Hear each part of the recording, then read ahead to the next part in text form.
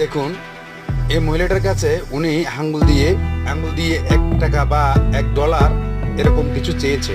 তো মহিলাটা পকেট থেকে কিছু টাকা বের করে দিল ওনাকে। উনি টাকাটা নেওয়ার কিছুক্ষণের পরে ওই মেয়েটা চলে গেল। মহিলাটা চলে যাওয়ার পিছন পিছন উনিও গেল। উনি যাওয়ার পরে যখন টাকাটা রিটার্ন দিল, মেয়েটা তো অবাক, কিরে টাকা চাইলো, টাকা দিলাম, এখন আবার রিটার্ন দিচ্ছে, ঘটনাটা কি? কিছুক্ষণ পর একটা আইফোন গিফট করলো, সে তো হতবাক। তাই বিশ্বাস মানুষের অনেক বড় জিনিস, বিশ্বাস রাখতে হবে, সততা রাখতে। ভিডিওটা দেখুন, বিশ্বাস কাকে বলে। এ দেখুন, অবাক হয়ে গেছে, অবাক হয়ে গেছে।